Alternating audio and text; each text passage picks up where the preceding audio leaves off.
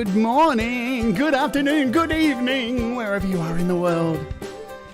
My name is Jade. This is How to App on iOS, and it's Friday, and that means we got someone cool on the show. Not just me babbling rubbish. We're going to get straight into it today with some music from our guest, Jakob Haq. Let's go.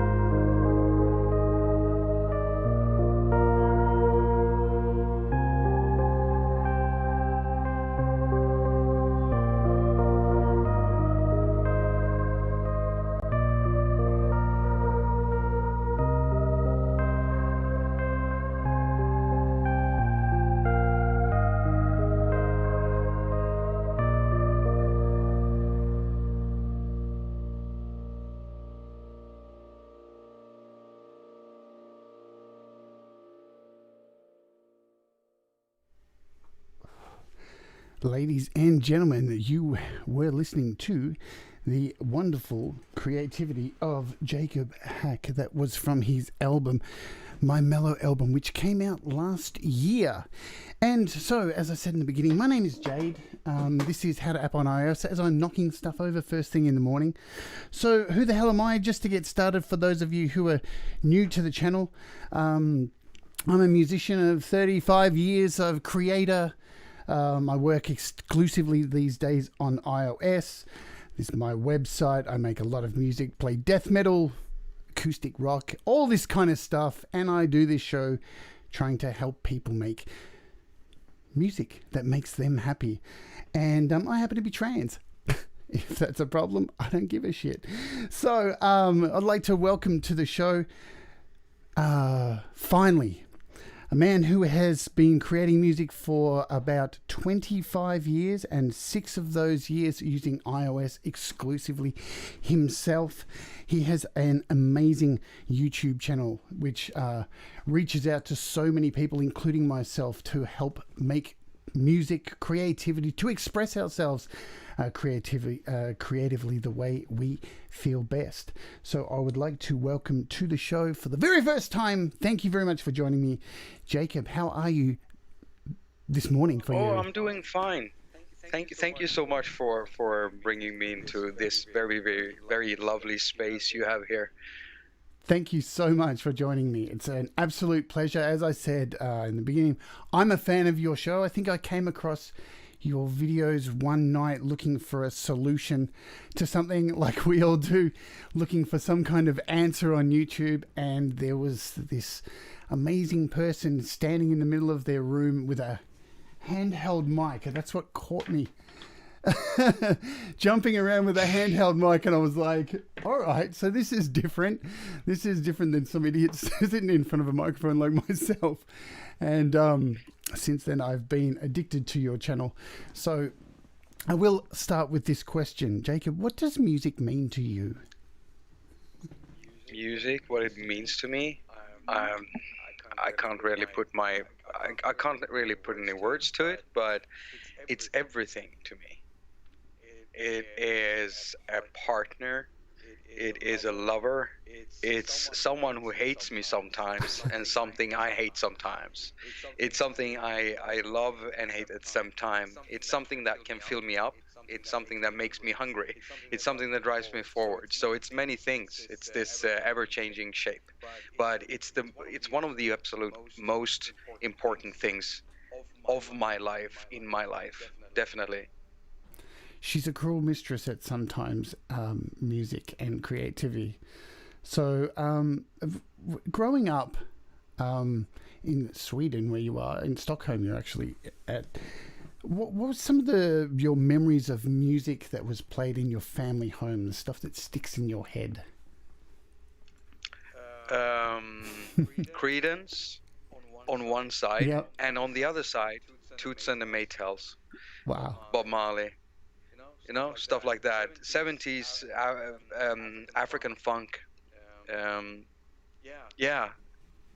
And during my teenage year, a lot of punk music, Swedish punk music. Some of the biggest bands in Sweden come from my hometown, which is not actually Stockholm, because I grew up in a a smaller town further down south. But I don't think I've ever disclosed what city that is because of internet and how internet works. Yeah. But because my parents still live there. So I grew up in a smaller town. So I grew up smelling cow dung in the morning, and that's the kind of life I like. I actually am not too fond of living in a city, because the most what do you say, like I'm the most calm when I'm sitting under a tree. And sure, we have parks and forests around Stockholm, but I kind of miss walking into a forest and getting lost. Yeah. I mean, if you get lost in a city forest, it won't take you long until you hit a road, right? Yeah. Or some crazy person on the corner screaming nonsense. So that's use that as a guidance to get back to so-called civilization, if you want. A good marker. And I can definitely see you have some foliage there behind you. I'm going to ask, so do you have a lot of foliage around inside your house? Actually, well, where I'm sitting right now is in my my partner's studio, right. or office space, and this is something we kind of this part with the bookshelf, that's her books, okay? Yeah. that's her lovelies, her children. That's stuff that she's collected for years and years. And so we built her office here because of lockdown, and I don't want to say the name out because it's gonna automatically, the algorithm on YouTube is automatically just going to do some weird stuff with your video, so we're not going to say that. But during the lockdown we had to build an office space for her because she's working from home now, and so that's where I'm sitting. This is not my studio. My studio is in the bedroom, and there are no plants in there. There are only synthesizers. Yeah, I thought after I asked that question, I'm like, hang on, I think I've seen that room many times, and I don't recall any plants now. What a silly question. No, but it's a good point. It's a good point because I mean, I should probably put some plants in there. But if you've seen how I move around in my videos, I'll probably knock them down. Definitely, that's a good point. On that, I will say hello to people who are here in the chat, which I haven't done as yet because I'm a terrible host. Let's just scroll up. So, usual suspects. Hello, Russ, Scott. Who else do we have? Tom Rochelle, Healing Heart. Jamie, welcome to the channel as well. Gary Knight. So we've got a full house today. That's really cool. Langston Reese, Benedict Stewart. I think we've covered everyone there. Yeah, so that's everyone there. Thank you all for being here today. It's really cool to have you here and hanging out with us. Yeah, I also want to tell Chad that if I look weird, if I'm sitting like this, it's because I'm keeping track of you, okay? At all times. I always care about what the chat is saying. I might not answer at all times, but I always care about that. Because they're important, definitely. Yes. I mean, our channels would be nothing without our viewers. That's just the way it is.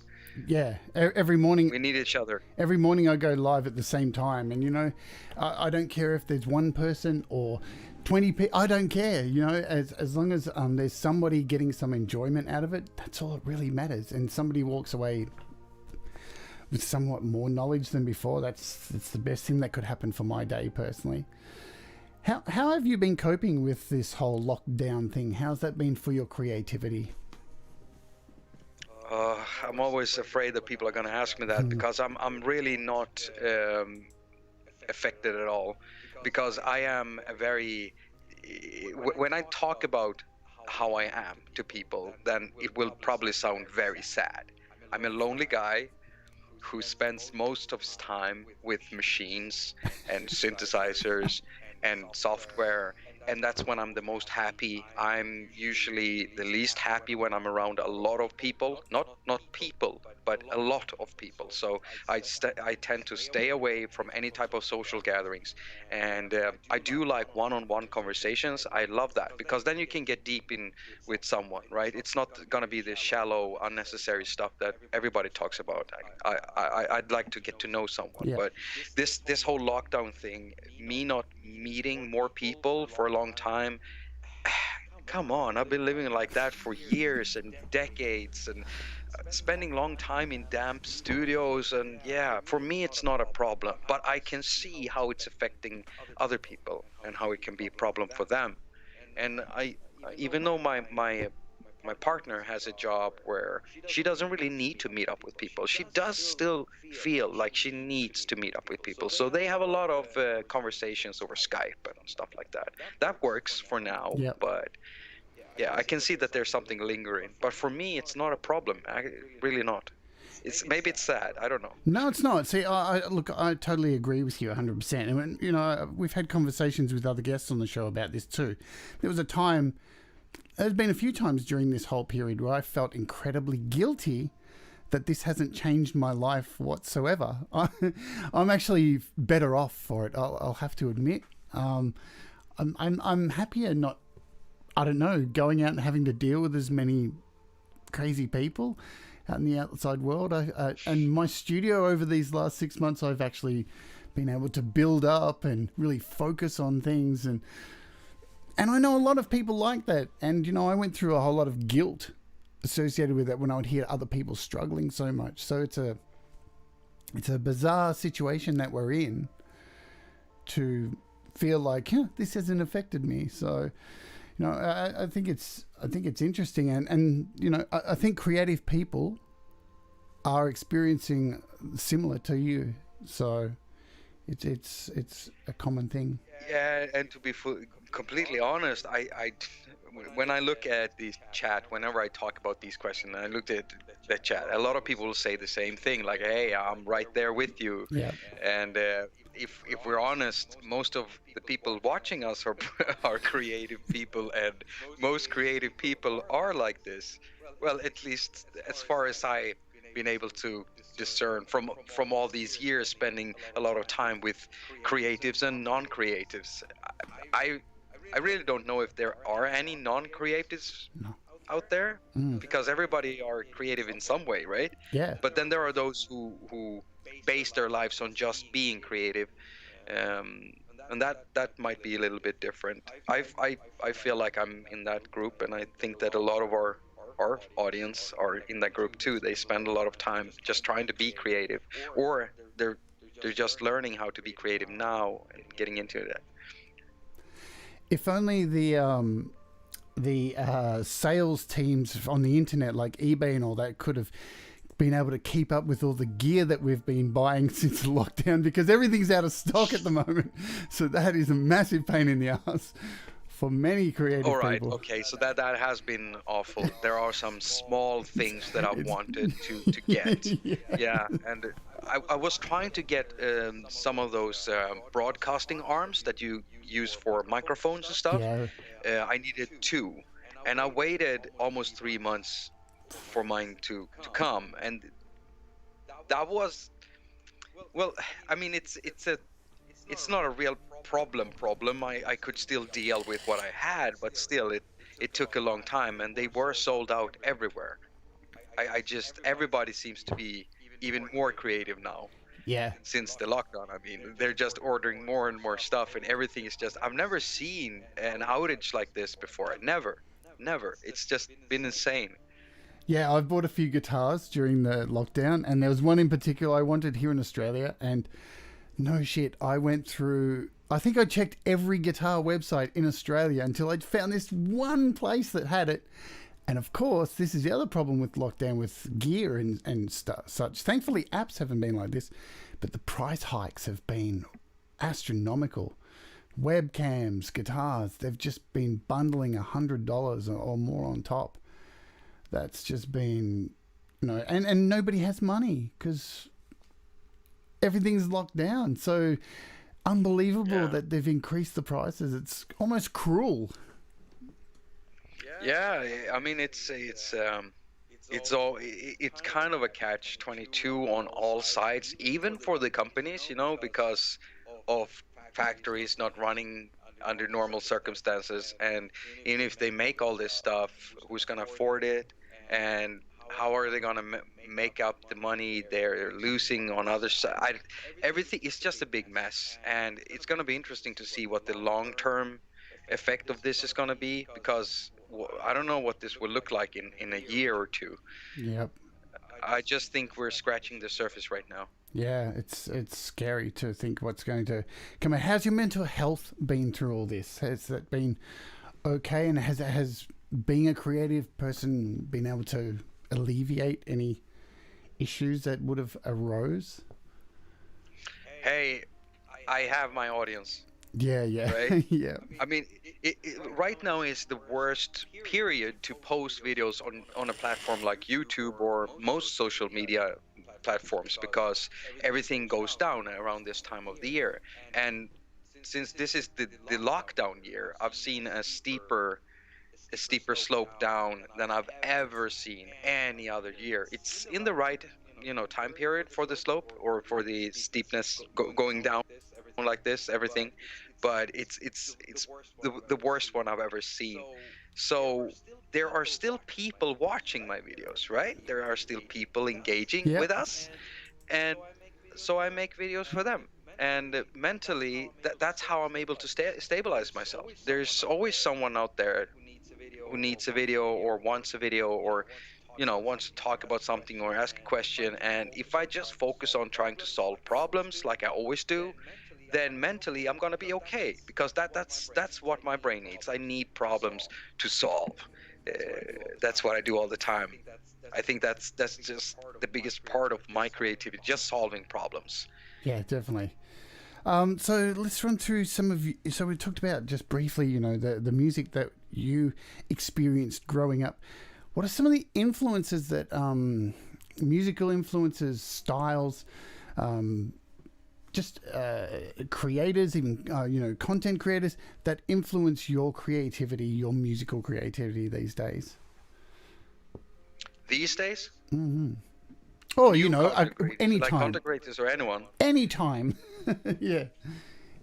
Anyone who influences you, anyone who influences what you do. It doesn't have to be music, of course.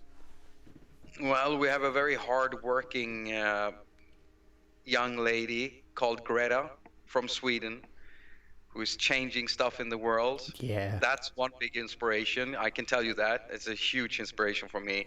My partner is a huge inspiration for me. Everything I do that has anything to do with journalism comes from her. She's one of the good ones.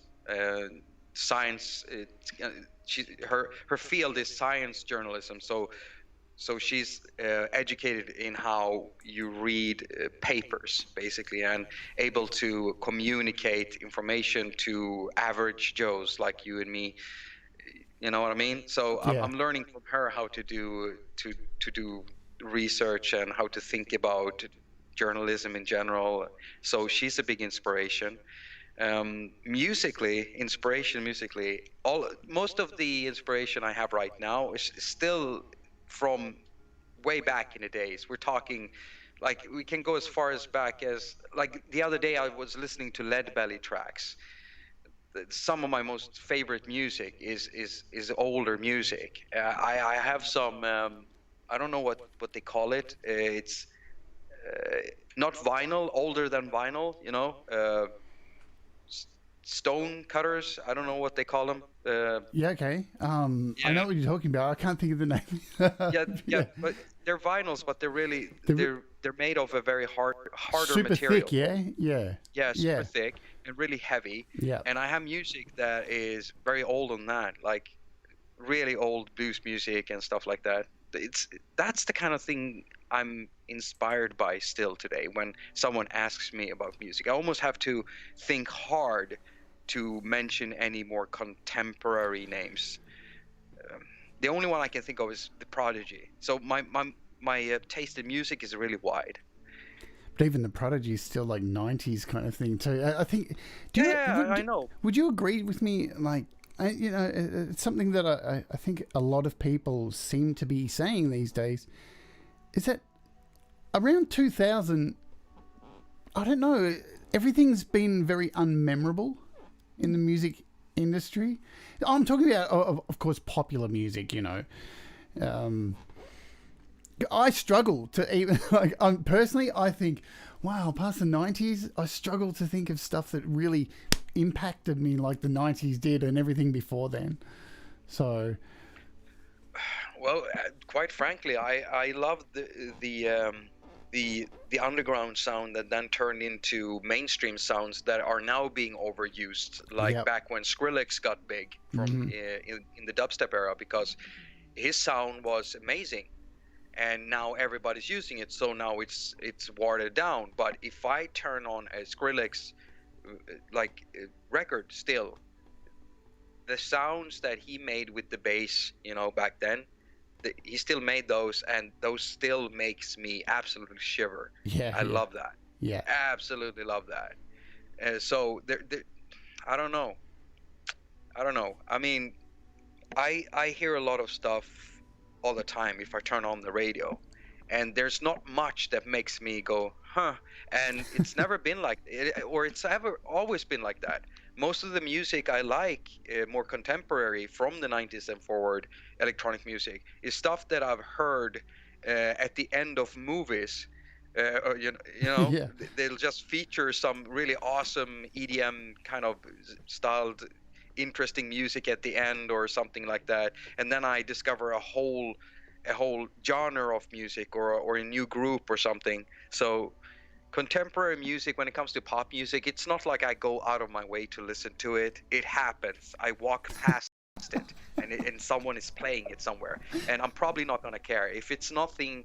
If it's nothing special to it, if it sounds like typical pop does to me, no matter what year, then it's gonna sound like pop. I'm not saying it's bad. I'm not saying it's good either. It's just something that is. It's just there. I need something a lot more special for me to just, want to catch it. For sure. You've coined the penultimate catchphrase for pop music. Pop music. It happens. It happens. It's there. I mean, I know that there are people actually sitting, working and doing lyrics and stuff like that. And some pop music is just better than other. And what's better and worse is kind of, in the eye of the beholder or whoever's listening, right? Like we say in Sweden, like your taste is like your. Wait, I can't translate that and not have that be. I can't. Can I say profanities on this of show? course you can. I'm not monetized, baby. Oh, right. Okay. So, I mean, in Sweden we say your taste is like your ass. That's. So I'm not gonna explain it. I'm just gonna leave it like that, and I'll let you interpret that. So, doesn't need any more. So, and just talking about, like we're on the pop music and all that kind of, with all this lockdown and everything that's going on in the world, I think it's been really telling of the whole music industry as a whole. We're seeing a lot of artists. Oh, for example, I'll say it again, Madonna. Some people who seem to be really struggling without having that comfort blanket around that is their music industry, that they I don't want to say it. Well, I'm going to say it. Kind of vampiric in a way. They feed off that because it's such a large audience, and it seems to be really great for home studio recorders, creators, to be able to just shine more. These big artists seem to be struggling, is what I'm saying. They don't seem to be doing too well. They're not used to it, and I've watched a few, and I'm just gonna do like some fence sitting here and not mention who I'm watching or who I'm talking about, just to leave it as very I diplomatic want this space to be as nice and clean. Yeah, I came in and it was nice and clean. I want to leave it nice and clean too. So I've seen a lot of artists and I've seen them struggle, but they're unused to what we are doing right now. I mean, I'm used to this. I'm used to what this is right here, and I didn't go through everything that they did. I haven't lived in that, like I haven't lived like they have in that part of the industry for that long. It's kind of hard, to transition. I think that many of them can if they want to, but it's gotta feel uncomfortable, and they're in the learning period. They're taking baby steps. So I think the public should give them the time they need to acclimate to this, because they're gonna win it in the end. And if they don't, they're out. That's how it works. So just give them the time, at least give them the chance, because I can see them struggling and I feel for them. And it's kind of hard also. I mean, some of them that are doing some of these artists, they have been very successful, and we all know that, right? And when they turn on their camera and their mic and they start talking about how rough stuff is, and they're doing it, in front of their Photon stuff and in front of their Lamborghini, and they're walking through a gold-plated toilet room. Maybe I'm just it's a bit hyperbolic, okay? I know, but it just feels very hard to connect to that, because when someone tunes in on my video or something, I'm literally sitting in my bedroom with and the bed is not done. I'm sitting in. This is the living room, okay? And we've split it up with a bookshelf. This is a 2-room apartment. We've been living like this for almost 10 years, right? And before that, I lived in a 1-room apartment. I've never even had an apartment bigger than 3 rooms, and that wasn't mine because I grew up there because my mom and dad paid for that, right? So I'm just saying it's kind of hard to connect with them. So they're just gonna have to take a little bit more time, and people have to be patient. And I'm sure we'll get there. We'll find some common ground, because they're just They people, are, yeah. you know? Of course. They're just human, and people forget that Yep. too. Do you think some of these people are watching your videos? No. Here's the thing. I know how little time I have over to watch videos and do other things because of how much time I put into my production. And when you're a big star like that, it's not like you just get big and then you have loads of course. free time. No, the bigger you get, the more of your slots get Yeah. filled up, and then the slots start getting split up into more slots, and that's what happens. So I just think they're very busy. So they're gonna have to go out of their way to start watching a video. That's Yeah. they don't have time for that. That's why I don't think that they're watching my videos. It's simple. They're busy. Yeah, of course. And everyone is busy too, even though we are locked in, there's, Yeah, I mean, even if you don't make content, you still have everything from sure. kids, or there's always something. yeah, There's always definitely. something. So let's talk about gear for a little bit. So do you remember what your first musical instrument or interface or whatever you want to make music on was? The first electronic music instrument was a keyboard of sorts. Of sorts.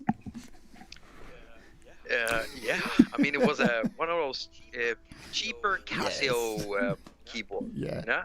Okay. And then something more expensive, because I talked to my mom. I asked her quickly, because I got this question not too long ago, actually, in another interview.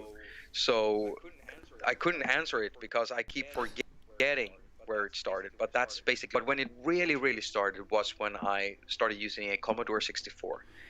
Yes. That's when it started with electronic music SID and chip. utilizing the chip in there, and stuff like that, programming. And then moving on to the Amiga 500 and modding that and building a sampler input for it and stuff. And then going on from there to the PCs, 286, 386, going up to the, where we are now, basically. I've had some really huge systems, water cooled with big water towers and multiple hyper-threaded CPUs, and I did the SCSI disk set, and yeah, I put a lot of money in it, and I lived off noodles for a very long time. the life of a musician. Yeah, I had noodles yesterday, but I have to admit.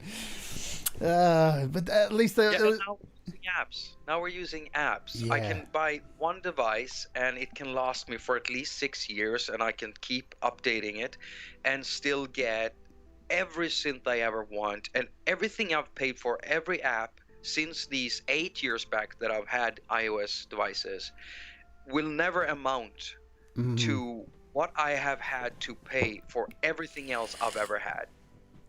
Like, you take 2 or 3 of those things that I had that were expensive, like the Creamware set of cards I had in my PC, I still don't think that I've bought enough apps to get up to that price. Not yet. Yeah. So I feel I'm privileged. I am so privileged. Yeah, I said on a show a few weeks ago that I had, close to like 14,000 apps in my purchased items. But I've been buying since the first iPhone 3G. So it saves everything. But I totally agree with you. And people were going, "Oh my god, that's so many apps." But you think about it, like a lot of them are free. When you first get a device, everything was free because you had no money. You just spent all your money on your first device.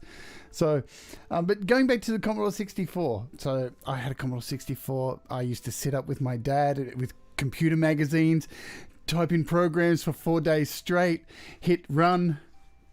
Syntax error. Watch that blue screen, or maybe sometimes they had some flashy colors that was so nice. You create your own programs, hit run, and it'd say syntax error line 3. And you're like, great, we've got 14,000 more lines to go. Hit run, error line 8. Oh man, this is going to be a long 4 days. And my dad ended up wanting to throw the computer at the wall. Did you ever have one of those, I don't know if you remember it. It was like a little piano keyboard that sat on top of the Commodore 64. With these little flexible keys. Oh, yeah, no, I've only seen pictures of it. Yeah. I mean, I had to just use the keys as they were, basically. But I've seen those things, and I was jealous. They were amazing. I had to do a paper round for a year to be able to afford one of those. A whole year. I think that if you try to get a hold of one today, one of those sets, it's gonna cost you a lot. Yeah. All right, because there's no many left now. They're a bit special. Yeah, definitely. All right, so let's get into iOS now that we're here. So, what do you remember which device you had when you got into iOS music creation? What was your first one? It was an iPhone. It was an iPhone 5. Definitely an iPhone 5, and that one died, and there was I didn't see, like, it just died. I woke up one morning, and then it was dead. Yeah. And then when I tried to charge it, it gave me kind of like a syntax error message. So you get a black screen, and then green code just pops up, and that's it. It just, for no reason. I've never dropped it. I've never dropped it in any water. I don't know what happened to it. I still have it because I'm thinking that maybe there's something that can be done with it. I just haven't. I didn't want to go to an Apple store, and it's just, then I have to take a ride with a lot of people, and that was enough to make me stay away. Yeah, I've dealt with a lot of those issues, and through my life, I've been. I used to work for Apple, so I worked in the Genius Bar for a bit. So that was part of my job of fixing those things, and they hated that I used to jailbreak when I worked for them. But you have to understand, when I was making, I think the first device I was making music on was my iPhone 4, I think was the one I first started making music on with the first iteration. Music Studio was my first app. But we didn't have the luxury back then on iOS to be able to, transfer music files to other apps. You had to jailbreak and get into the root system and then transfer it onto a computer and then transfer it back on. You had to do that. So I see people now, it's a little bit of a whinge, but you see people now going, iOS 13, it's got all these bugs. It's like, man, if you were back on iOS 3, dude, you would have been throwing your phone at the wall. Seriously. Things were very different. Yeah, and if there is anyone in the chat right now considering even jumping on the iOS 14 public beta or something like that, just please don't. Don't. Yeah. Okay? Just don't. I talk to developers all day, and I know what they're going through, which I can't disclose everything to you because a lot of these stuffs are going to be solved later on. Of course. And then there's NDAs, and there's new apps that they're working on. I can't tell you exactly what, but just don't. And I try to say this every time there's a new iOS, and there's always those who have jumped on the public beta and says, it's working fine for me. And I'm always wondering about that because I've tested those same things too. And I think it depends on what it is you are doing with your pad. I work with mine. Mine runs for at least 16 hours hot every day. Okay? Yeah. And it just runs hot. And I do so many things with it. It's everything from handling everything from pictures to any kind of graphics, animations, or anything I need to do, to audio work, and then video editing and stuff like that. So there's a lot of stuff I go through. I'll do everything from writing scripts, jumping over to a video editor, rendering some stuff, doing some production on some music, recording my narration, processing that. I do many, many things. And so I can tell you this, like, I'll try one iOS public beta, like I did last time with iOS 13. My video apps didn't work properly. Yeah. Okay? And then the music apps were glitching, but hey, notes were working perfectly. The messages were working perfectly. You know, there's stuff that's going to work perfect that maybe you are using, and when there's a lot of other stuff that someone else is using that you might not have tested, then it doesn't help that you're saying, oh, it just works for me. Yeah. And anyone hearing someone say that should never take that as, okay, then it works for me too. You never know what might pop up. And I've heard some weird stuff popping up that has to do with everything from preset browsers to, it's just, please don't update to the public beta. You can't just roll back your stuff easily either. So Yep. it's not that you can't just roll back to 13 if you made a mistake. So just calm down. Calm down. Keep your pants on. Just for a little while. We have time to get wet later on. Yeah. Just wait for it. Please wait for it. Yeah, and I think a lot of people don't understand with iOS too. The reason that there are problems when you do update to, just say, not to a public beta, just to a brand new iOS 14 when it gets released, it all depends on all of the apps that you do have on your device, because some apps that you have may have issues running in the background of your device, and it can cause conflicts with the device, and you may never find what that is. And it could be something as simple as a notes app that is a third-party app. So, and you're talking about this, Apple have done something really weird this week too. I've never seen them do this. They released beta 5 or 6, 14, iOS 14 beta 6, I think it was, or 5. But then they released iOS beta 13.7. And this came out yesterday, 13.7. So they've released a beta for 13.7, and it's like about 4 gigabytes. And all it has built into it is this COVID thing, some added COVID thing. I've never seen them do anything like this before, a beta for 13 when 14 is running at the same time.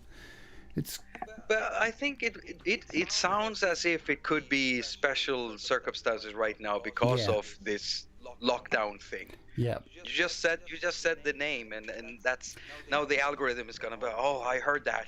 I need to put some information under your video now. Have you seen YouTube do that, by the way? Yeah, I have. Yeah, and you know what? Yeah, I think it's good that it does that. I'm glad. I think I think more people should be informed instead of, I don't know, following some crazy kind of conspiracies, but that's another story. Let's not get into that. Yeah, let's not get into that rabbit hole. That's just it just drives me absolutely mad, some of the videos I've seen. So yeah. breathe. So on that note, we'll take a break and we'll play your latest track that is on BandCamp, which is called Endless Photon Waltz. So we'll take a little break. We'll ask you to chuck yourself on mute for a second. I'll go on mute and we'll throw this into the room, and we'll see you all again shortly. Here we go.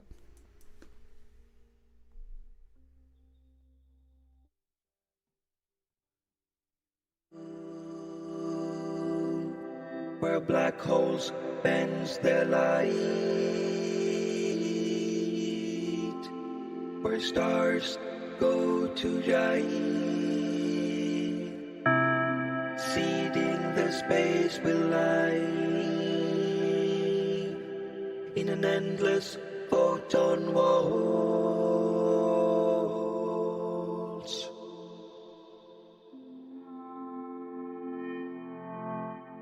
I've been trying to find you,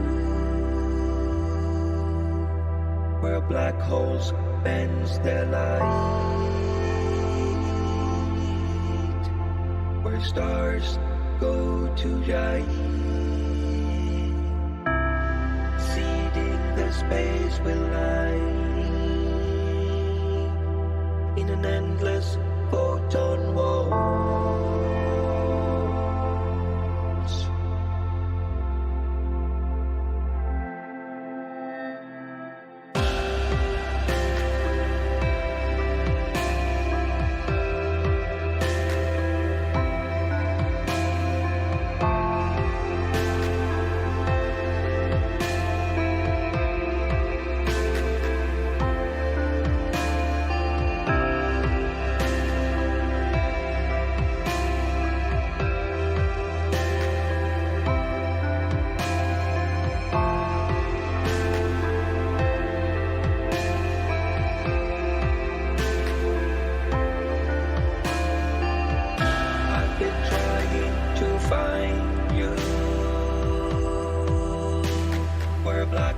holes bends the light,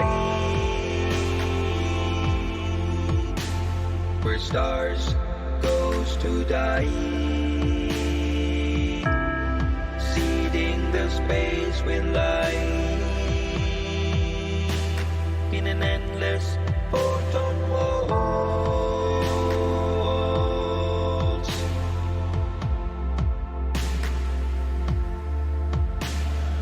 I've been trying to find you, where black holes bends the light, where stars goes to die, seeding the space with light in an endless photon waltz.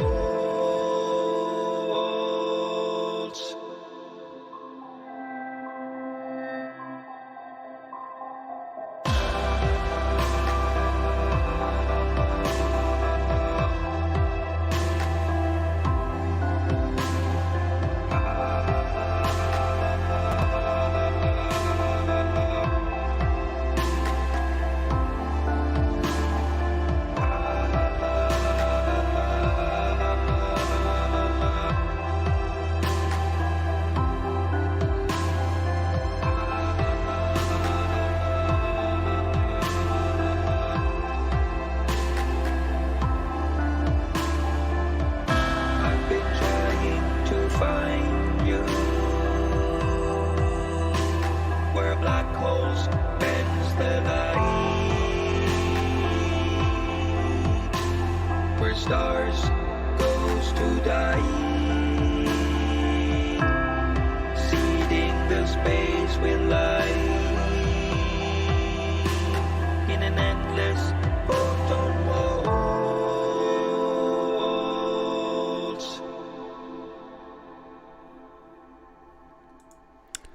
That was Endless Photon Waltz. Get my mouth working correctly today, by Jakob Haq. Can you give us a background on how long that took you to put together and get that song happening? Well, the melody for Endless Photon Waltz was started years and years and years ago. So I don't actually have a date for when that melody came to mind. It just it developed while I was working with the Mellow album, and then the lyrics just happened one day.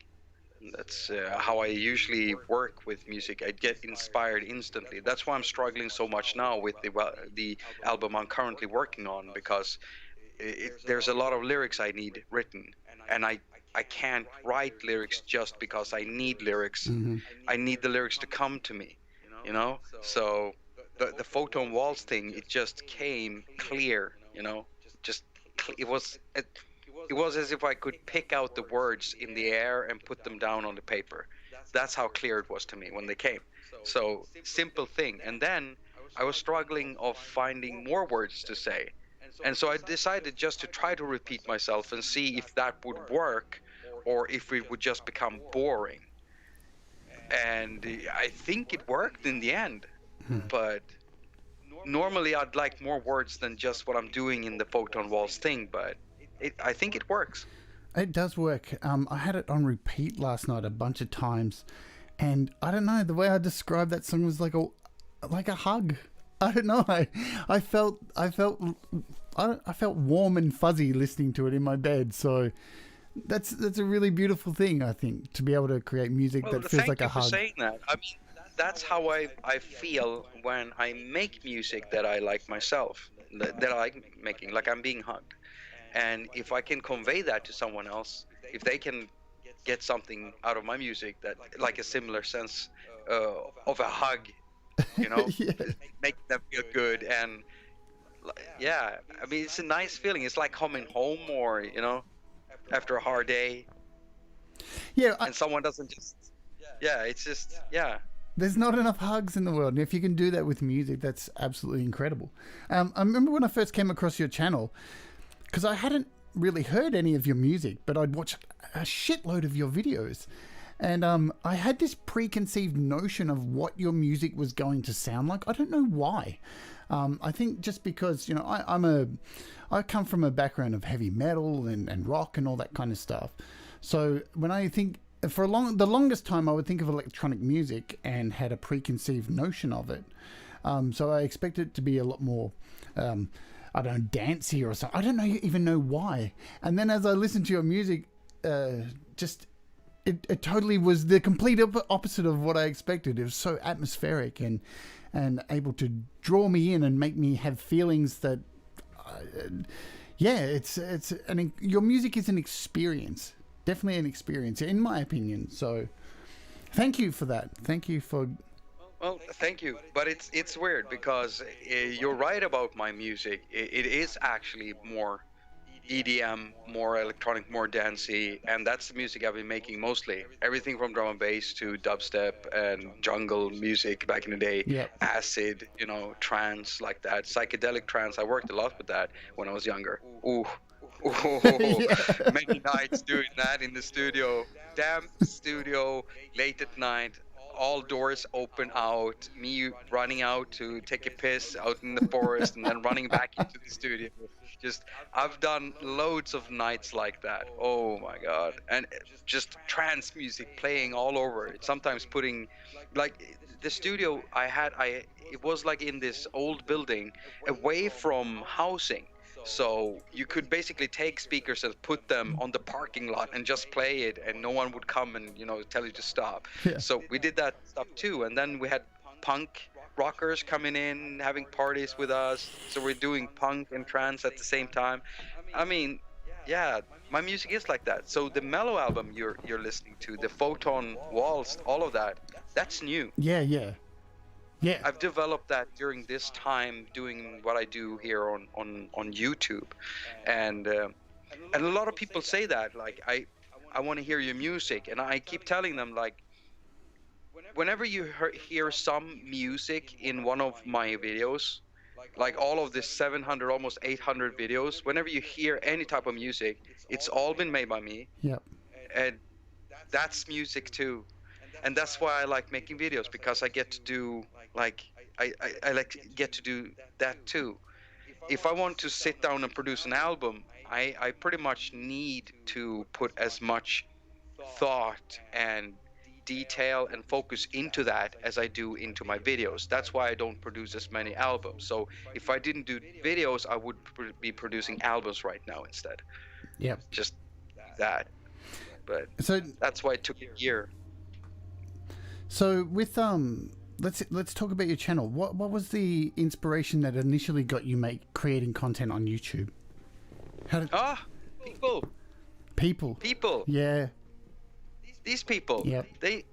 I saw some people asking stuff on forums and in groups on Facebook. The iPad musician group, for instance, I have it's a warm place for me, and also the Audiobus forum, and also just Googling stuff, and you'll come across questions made by people like, how do I do this? How do I connect this USB device to my iPhone? You know, stuff like that.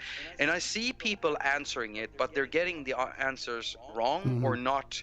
They're not getting all of the bits of the answer, because you can give one answer and that's going to be correct in one situation. Yeah. But what about the other 4? Because usually people end up in the other 2 over here. And so I wanted to make sure that I could answer everybody. And that's why I started making videos, just to help out. And that's still one of my biggest driving forces, you could say. It's like, yeah, the audience is a driving force for me. Definitely. Yeah. Yeah, I 100% agree with you. And I mean, that's how I found you, looking for answers. And you're completely right. And people don't, not everybody is savvy enough to go looking for different. A lot of people take one answer to a question and think that's the thing. They're not savvy enough to go and look for other resources. So that's how I found you. I mean, YouTube is an amazing place for that. And that's how I've got into doing it as well. And how many times I've come across people who have an answer for me, and it's completely tits up wrong. Like, and I've spent like an hour going, oh, well, I'll do this. Like, just for example, I was trying to install an old Batman Arkham game on my laptop the other night, and I found a whole bunch of answers that wasn't installing, and I spent all this time on this one answer that people said was right, and it didn't work. I spent 2 hours on it, and it turned out I just needed to plug something into my headphone jack. It's like, and I found it on a I found it on a YouTube channel. A guy just went, quick fix, stick plug. I didn't even need to watch the video. It said, quick fix, stick headphone jack into thing for Batman Arkham. I was like, dude, I should have just gone to YouTube first. That's a really silly fix, though. It is. Right? Yeah. I would have thought. My game isn't working. Look, now it's working. Yeah, that's weird. Headphone jack solves everything. Ridiculous. So you said you're working on a brand new album. Yeah. And how long has that been in development for? Since I stopped working on the last one. Right. So that was... You've released that in 2019? Yeah. Yep. And, I mean, early in 2019. So if you think about it, it's almost 1.5 years now, right? Yeah. Is there a particular theme of this album? Yes, it is. I mean, I'm still working a lot with melodies, like the Mellow album, and I did some stuff with, if people listen to the last track on that Mellow album, it kind of becomes a little bit more synth, wavy, retro synth stuff in there. I wanted to do more like that, but I'm very, very, very much in love with vocoders. Yeah. You know? And I'm talking about vocoders specifically now. I'm not talking about stuff that when you ask people about vocoders, or when people ask me about vocoders, it usually comes up to this discussion, because there's I've seen this online also, that a lot of people seem to think that the autotune could be a vocoder, which is not, and that a harmonizer is a vocoder, which is not, because a vocoder never deals with pitch. Mm-hmm. A harmonizer, an autotuner do that. With a vocoder, you are setting the pitch. You're controlling the pitch. You're controlling the pitch in that thing. So they're very different in how they work. And I love the vocoder just because of that. I get to set the pitch. I get to do weird stuff. I mean, it's part of what made the hook for Harder, Faster, Stronger so intelligent. It's not only a good hook, it's a smart hook. The way that they're playing notes in that and everything, it's that vocoder thing. It's that typical vocoder thing. I love that, but that's not the type of music I want to make.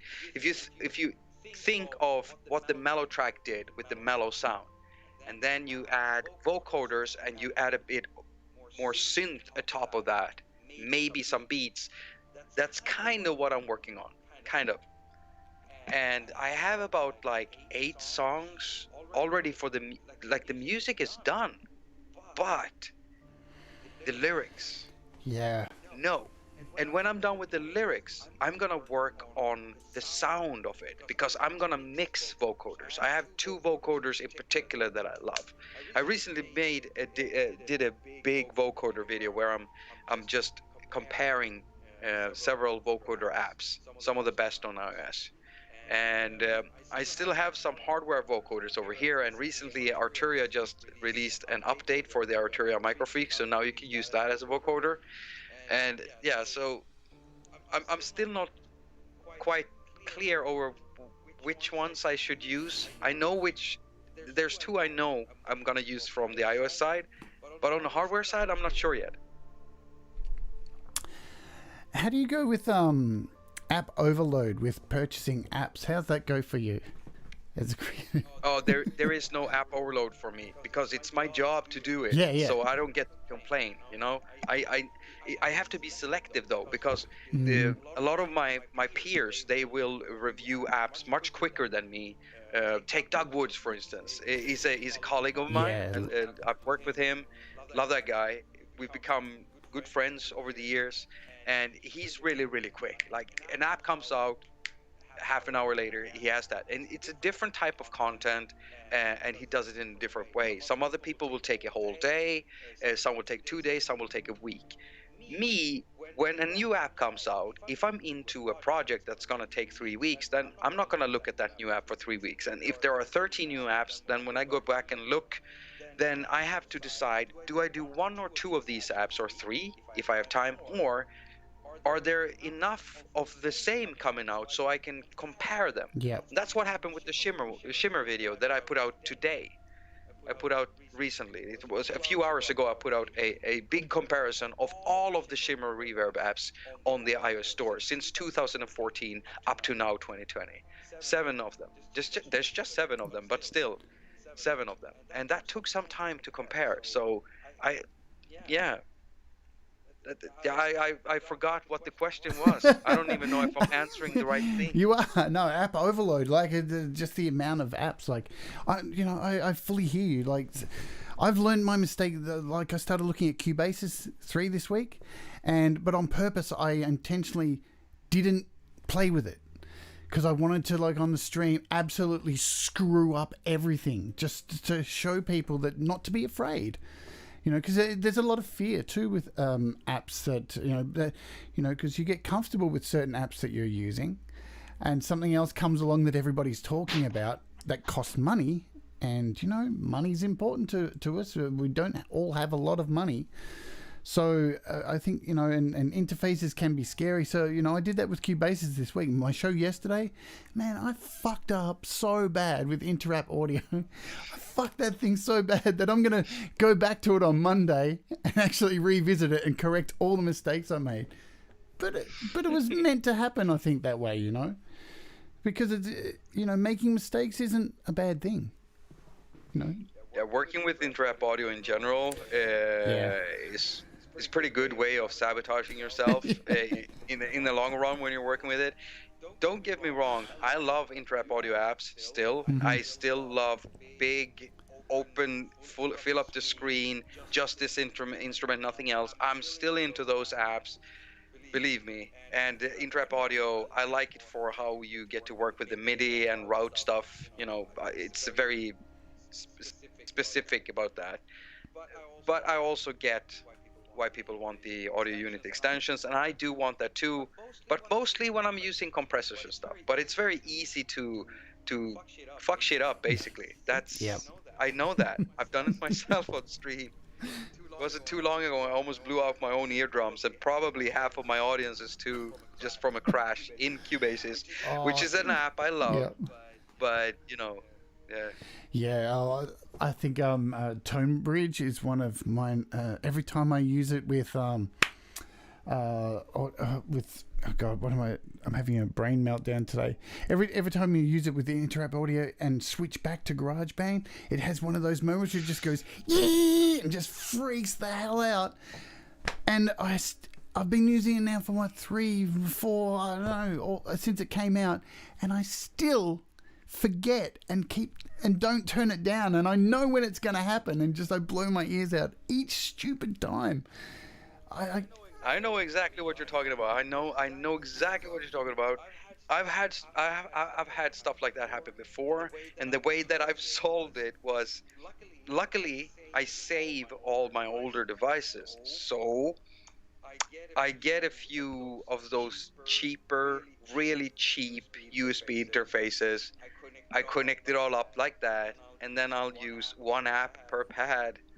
I'll use one app as a plug-in device, and then you don't have the problem, because now you don't have to switch any apps, especially with old Interap Audio stuff. It works when you have multiple devices, but if you don't, well, you're fucked. Yeah. What are you gonna do? Yeah. Speaking of apps, let's talk about 5 to 10 of your apps that you go to, things that you couldn't I say live without, but wouldn't be able to make music happily without. And Number one. Figure.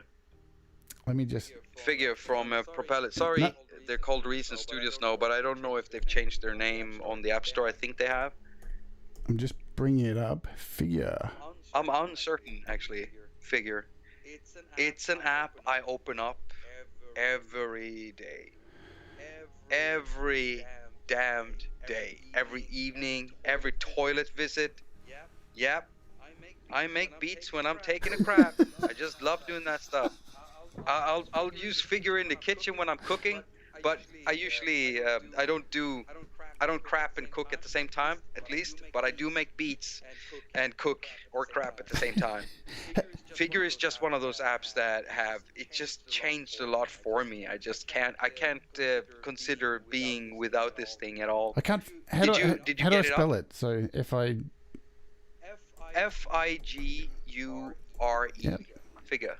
I've got a few coming up here, but let's just do a search, see if it comes up. Is that there? It is there. I actually have it, and I don't have it installed at the moment, so there it is. And because I don't have, Yeah, is I it just free? love that app. Is it free? Yeah, it is free, but oh god, they've changed it. So okay, so the first time you download it nowadays, they started doing that sometime last year. I think around the time when they released recent mobile or Yeah. mobile, yeah, whatever it's called. So you have to make an account. A propeller, so not propeller. Oh god, I can't relearn this. Okay, you have to make a Recent Studios account and log into it, and you have to do that with every damned app that you're using from the. Damn you to hell! I get it. When you're making something free, which nothing is for us, you want something from us, okay? You want a way into our wallets. You want to keep track of what we do. I get it, okay? But here's the thing. I'd rather pay than have to go through that every time. Yeah. And some people will say, Jacob, it's just one time. No, it's not for me, because I tend to delete my stuff and then reinstall. And sometimes when I've been in an internet free area or something, it kind of prompts me again, and it's just I don't want to break out my calculator when making music. I don't want to have to log into some bullshit account when I want to make music. Yeah. That's just the thing it is, okay? And I'm so annoyed at all of these companies for doing this. I don't care that it's free anymore. I'll rather pay for it. Just have me pay for it, and so I could get rid of these stupid logins. But it's a lovely app. I love the app. I think everybody should download it now. Man, look, this is something a lot of people don't really talk about. And, you know, since you brought this up, I'd love to go into this. The race to the bottom. Like, it was definitely a thing with iOS, you know, everybody releasing free apps, in-app purchases came along. I'm exactly the same with you, you know, and it started for me with games.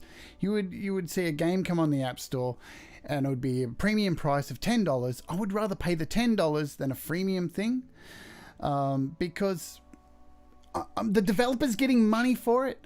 I know that hopefully they're going to keep updating it, and I don't know. I know a lot of people love free things, but there's normally, as you said, you're paying somehow, and it can be inconvenience. It can be your information, so you still are paying. And inconvenience to me is like exactly what you described. This situation with logging in is far more costly than actually $5. Especially to creativity. Yep. It just kills it. It's not just a wall that you climb over. That wall has teeth. Yep.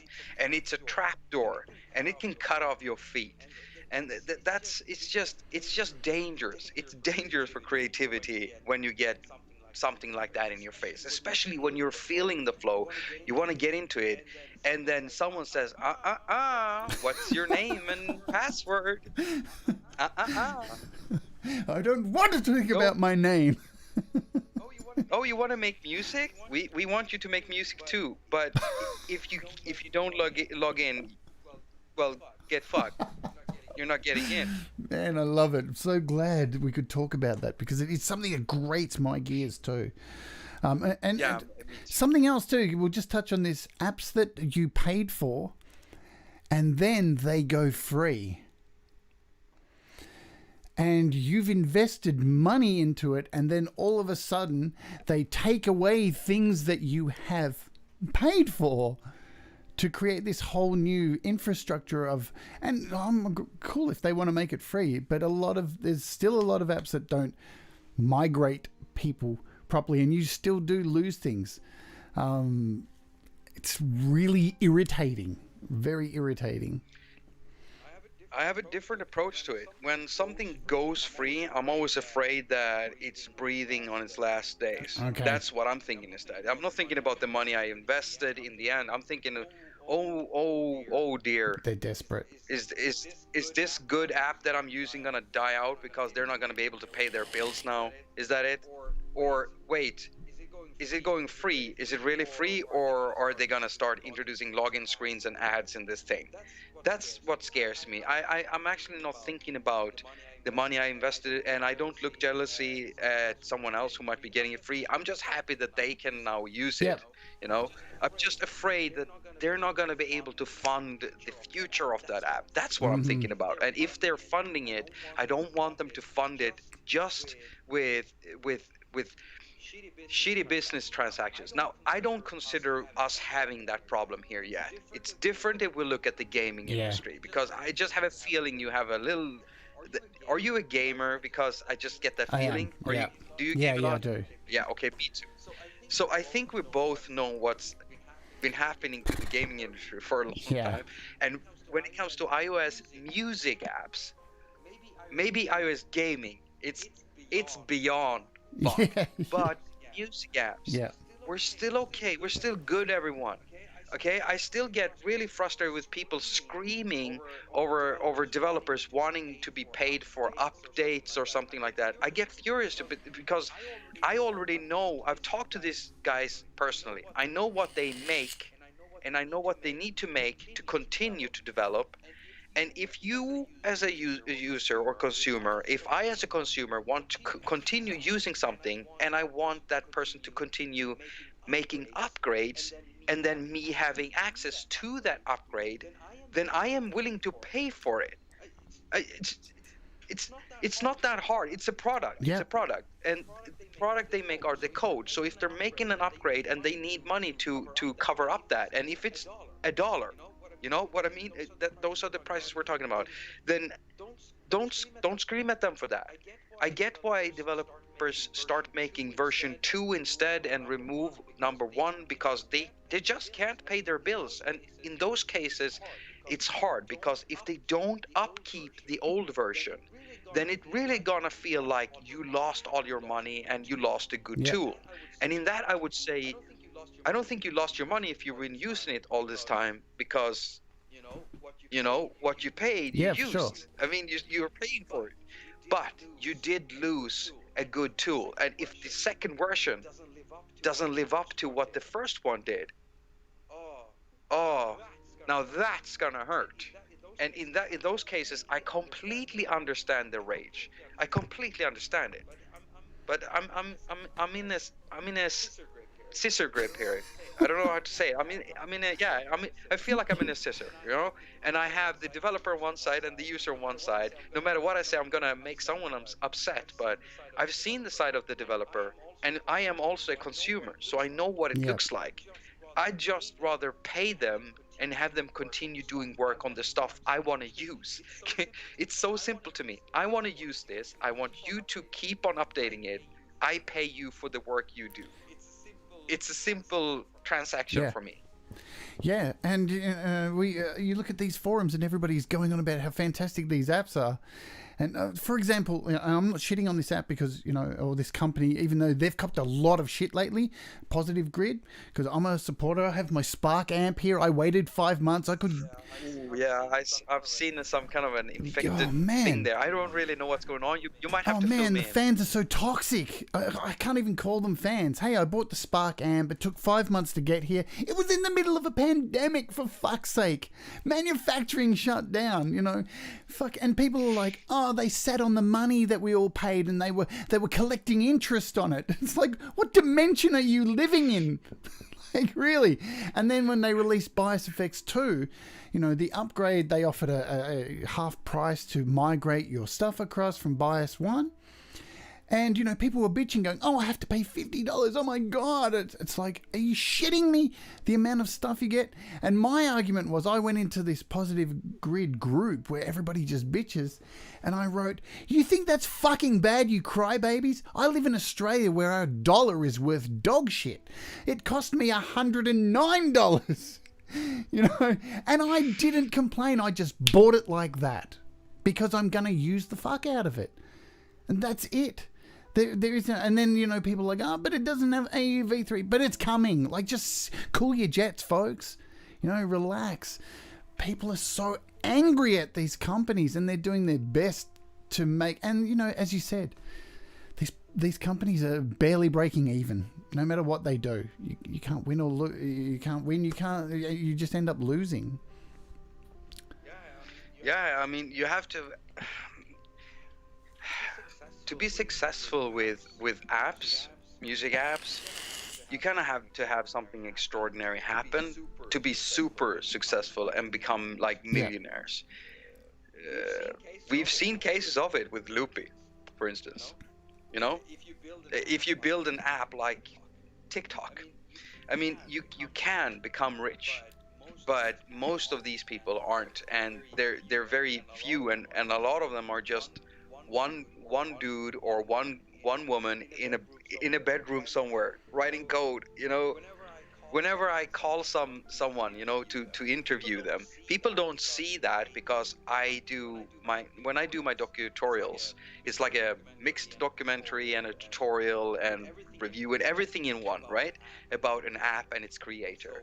And so people only see the picture, and they'll see some nice animations, and they'll see nice pictures. It looks like a documentary, right? They never see who I'm really talking to in the room they're sitting in. They're sitting in their bedrooms, you know, and because that's the way it is. They're not sitting in this fancy office with these coffee making machines. No, they're just going out and brewing it just like me, you know, drinking old piss from 2 days ago.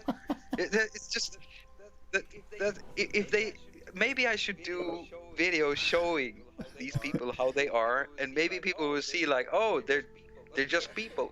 Yeah. They all have families and all kinds of stuff, and they need jobs to make some real money in order to pay rent and other things, because they might not be making enough on apps.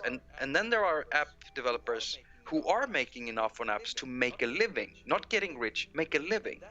And that means you have to put out maybe in general between 3 and 5 apps per year, which begs the question, how long are you going to be able to uphold that?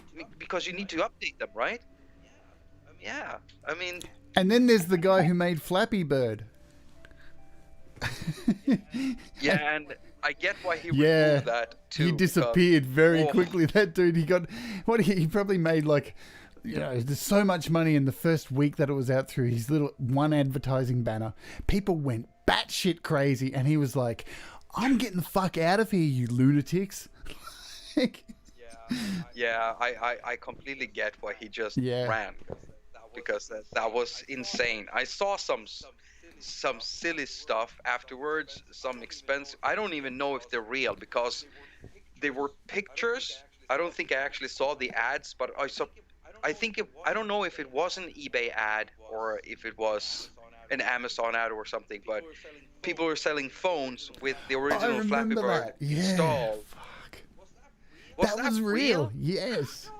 Yeah, No. people were crazy. But they had like these ridiculous prices. And it's just, what the?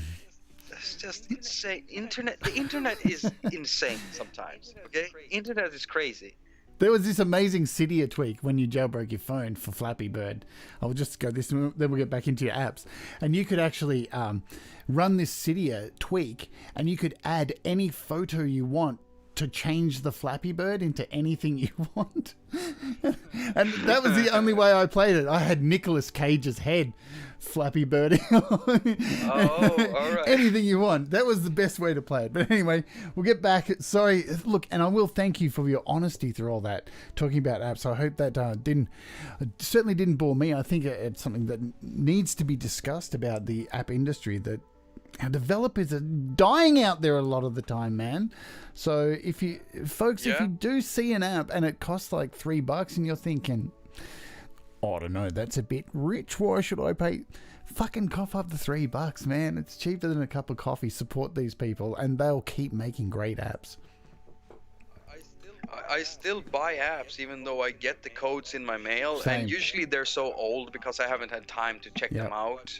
But if I look at an app and then I look at, they usually send with a video and everything, and they talk to me, some information. I'll check the video, I'll listen to it. If it's something I'm interested in, I just go over to the app store and buy it. Same Here. And sometimes it's rough though, because it might become a lot of money at the same time. Like when I had to buy 6 shimmer reverbs at the same time. But it was it became a good video, and I really hope that people are watching it because it's summer and just stats are horrible. Yeah, and that's what we're here to do, to help you make informed decisions as well, to be able to save money and get the things that you want. Do your research, folks. I think it's going to be a hard one with the shimmer one, because I've already seen a lot of people just realizing that they want all of them. Yeah. I have a list at the moment of apps that is just ludicrous. It's like 50 of them. Every payday, it's like... Yeah, I know what you mean. We got a similar one, but I have to look at the ones that people are asking about first. So what's something else that makes your music creation process wonderful? Cubasis, and I would also say I use Core Gadget a lot. But then there are 2 plugins that I really want to shout out. One of them is Discord from Audio Damage. Discord 4.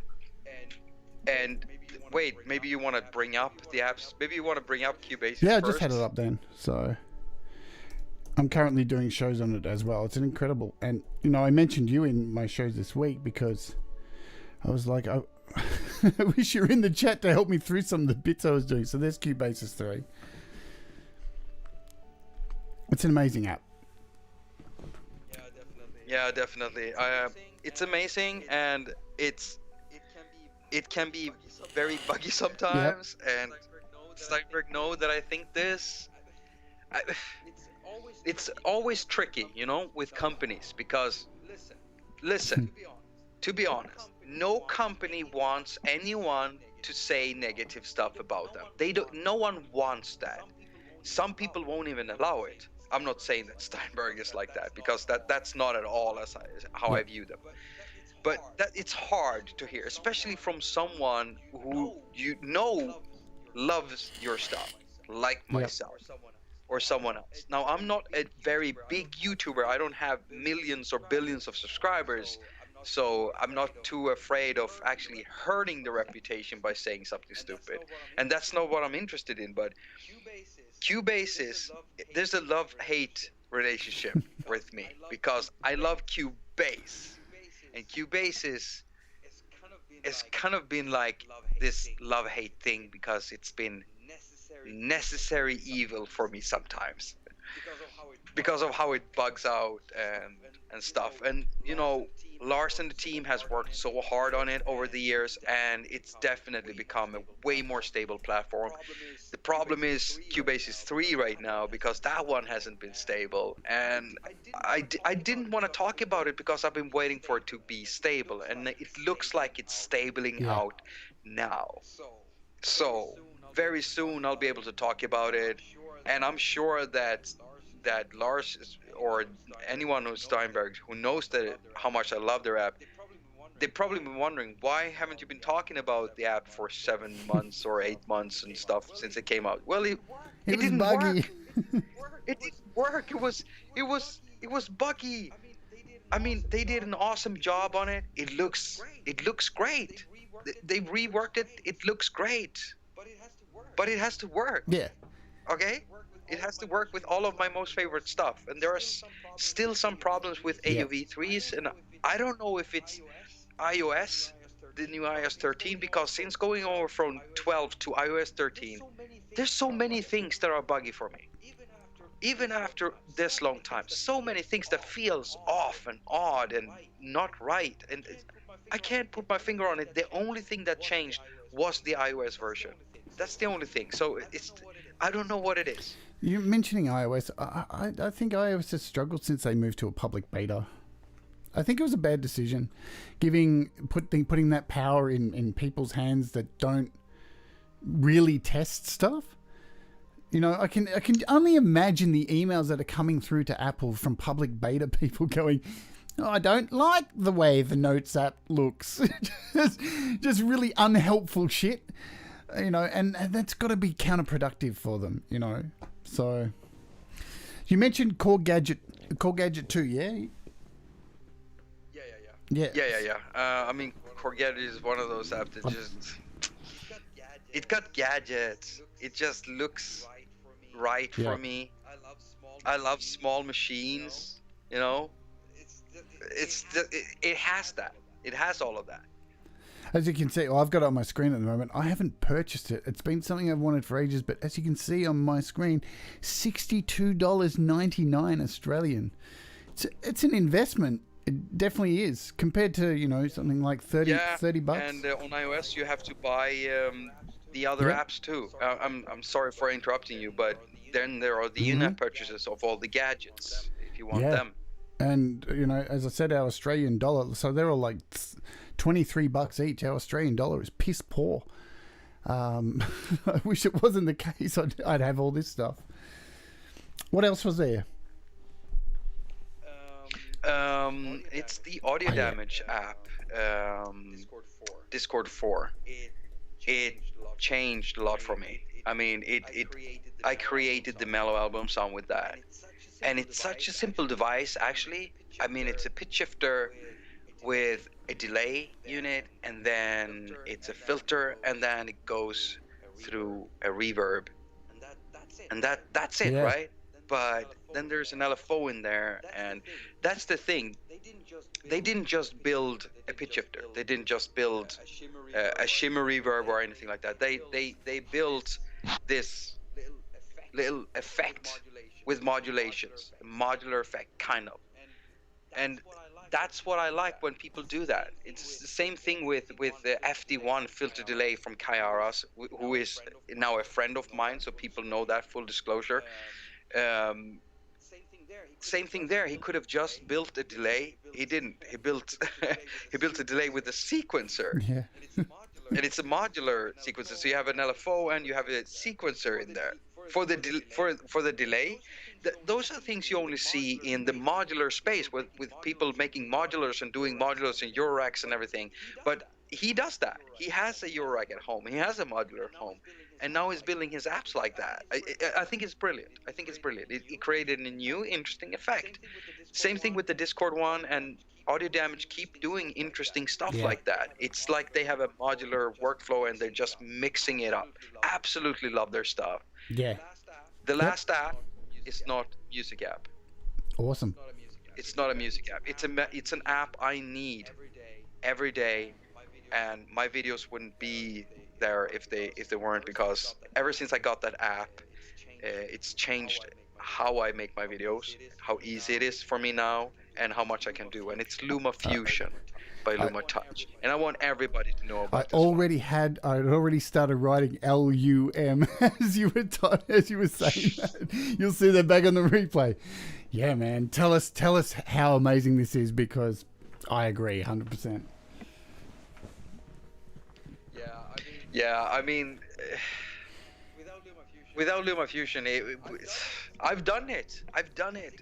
6 years ago, I was making videos on an iPhone 6, on an iPhone 5, so a bit smaller than the screen at least, and I was doing all my editing on there.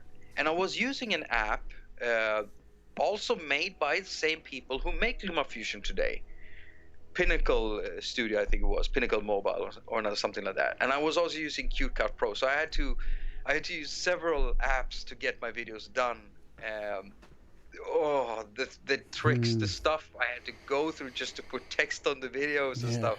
And now with Luma Fusion, it's an app made for people who want pro stuff. So it's made by pros for pros on iOS, and it's they haven't started like cutting it up and segmenting it up to pieces and selling it off to you in pieces. Yep. The only in-app purchases you'll find are for story blocks. It's something you subscribe to if you want stock stuff, stock footage, stock pictures, stock music, which I never use because I make all my stuff myself. And so you pay for the app once, and I don't know how they do this because they don't charge for any updates, but they're still updating it, and they're doing awesome work still after all these years. What the hell? I don't understand it. Yeah, and they're a super creative team too. They release really amazing videos showing their whole team, how there's a really good camaraderie between them all. And they're amazing. Yeah, and remember when this first came out, it was only, so you could only have 3 video channels and, was it 3 audio channels?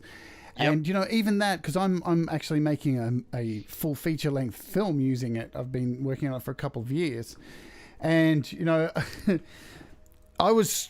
I love it, but I was working around it and, making certain parts and saving them and adding them to the next part, getting around that 3 track thing. And then they release a free update with 6 video tracks. I mean, how the fuck have they been able to achieve that on iOS? It's fucking beyond me. Brilliant app. It's just amazing. I mean, I still exceed the 6 tracks though. Of course. I just realized that.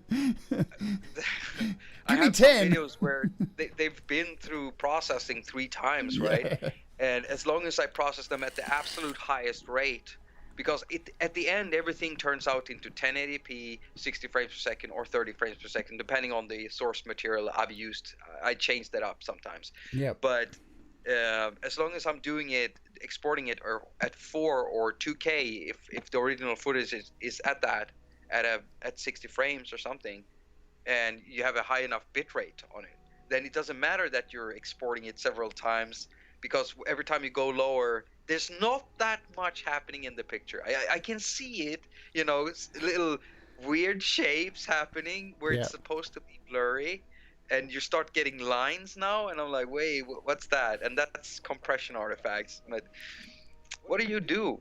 But it was an amazing update. I mean, there were 6 audio tracks too now, so now suddenly you could have. I mean, that was sick. So much to do with it, and in the future we'll probably see more tracks. Yeah, and they're going to continue updating. I mean, I think they just did an update last week too, so they push and push and push. Incredible app. The multi-select. Yeah, wow, changed everything. Come on. my iPad Pro was just singing, and it all works beautifully with my pencil and everything, and even with my Magic Keyboard, like there's been a lot of things that don't work with the Magic Keyboard, but this sings with it. A lot of smaller apps haven't worked with it. Nearly everything else works absolutely fine. So you didn't bring this up, but I want to bring it up before we get on to the last question for the day. Excuse me. AUM. Yes. I'm surprised. I didn't hear you bring it up. I mean, I'll be honest, it's something that I've struggled with. I'm still learning, and I have about 8 of your videos saved in my watch later, and next week I'm going to be going through all of them to get my head around getting that working finally. I don't know why I've struggled with it, but it seems to be a really big part of your creative flow. When I'm doing live stuff and experimentation, not when I'm producing. Right. That's the whole thing with it. The reason I didn't mention AUM is I probably would have mentioned it if you said mention 6 or 7 apps or something, because the first thing I always grab is Figure. That is the first thing, and I open up Cubase's to keep on working on something I did the day before that, and it's usually video stuff, music stuff later, or demos for videos, and that's always Cubase's. That's where I do the productive work. And then it's LumaFusion, and it goes down the list. I use Discord to experiment with some stuff, and sometimes I load it up in AUM, but that usually happens later when I'm doing a video on something creative, jamming or something like that. But it's an important thing, and I don't know. Could I do without it? I have, because I used to use Audiobus in the past, right? Yeah. More. Yeah. And sometimes I still use Audiobus when working with inter-app I audio still stuff. do too. Yeah, I love it. Yeah, and there are some apps that just work better with Audiobus, and especially something like Cubasis. When I want to open up like several external inter-app audio apps or something, and I want to port them and do something weird with them, you know, in Cubasis, if I have Audiobus open and I go to the output slot, then you can send it directly to Cubasis, and it will just open up a channel for that inside Cubasis automatically, and just keep doing that. So simple. If you want to set up in a session where you're setting up AUM to play stuff out to Cubasis, I made a video about that. It's just no. Yeah. Just go watch that video. It's no fun. Yeah, I have it It's saved no fun. actually. And if it crashed, it's horrible. Sometimes you have to do it all over again. Yeah. Ugh. All right, so we're at the end of the show. I'm going to ask the question I ask everybody at the end, and it's normally got the same answer, but I just love hearing it from creators. When do you think is the best time for somebody to start creating? No. Perfect. It's that simple, isn't it? It really is. No. Because I know some people who are still sitting around saying, I think I'm gonna start that song. I'm gonna start making some music on my phone soon. And I'm like, dude, you're taking longer to actually open an app than I am to finish my album that's taken almost 7 years. So, at least I have an excuse. Yeah. It's 22 songs. Like, you haven't even opened the app. So definitely. You know, it always gets easier as soon as you get the ball rolling. Yep. You just gotta start. It's that first step. Once you start, the second one is easier, and then it starts going by itself, and suddenly you're a train. Yeah. And you're just gonna move. Use that steam. Just go. But you have to start now. Right now. 100%. Well, let's call it a close for the day. I want to thank you so very much for spending some time with me and making everything so easy to organize, to have you on the show, and just being such a wonderful creator, somebody who's helped me out in the past and will continue to help me out. As I've said, I'm going to be spending next week watching a bunch of AUM videos and banging my head against my iPad Pro, I'm sure, but you'll make it a lot easier for me, I'm sure. I want to thank everybody in the chat today who I have neglected, but you're all there, and thank you so much for hanging out today and being a part of this. I hope this has been enlightening, kept you all entertained as much fun as I've had doing this. So I've had a lot of fun, and I want to thank you so much, Jade, and everyone also down in chat. I have been glancing over and keeping a track of you. Yeah. I've seen what you're writing. And seriously, Jade, thank you so much. You say that I've inspired you, but I'm just happy that you could inspire me back like this. And that's one of the reasons that I do what I do, that we do what we do. All of us, everyone, even in the chat. Just keep inspiring each other, and together we can just make the world better like that. 100%. Thank you so much. Look, I hope everybody has a great weekend. I hope you have a fantastic weekend. You can go snuggle up into bed now and be nice and happy. Thank you for spending the evening with me and everybody here. Everybody take care. Have a wonderful weekend. I'll catch up with you on Sunday doing some kind of live thing, some music perhaps. And keep creating. Make mistakes because they make you better, and do the things that make you happy, my friends. Adios, and I'll see you soon on the next one. Bye, everyone. Bye-bye.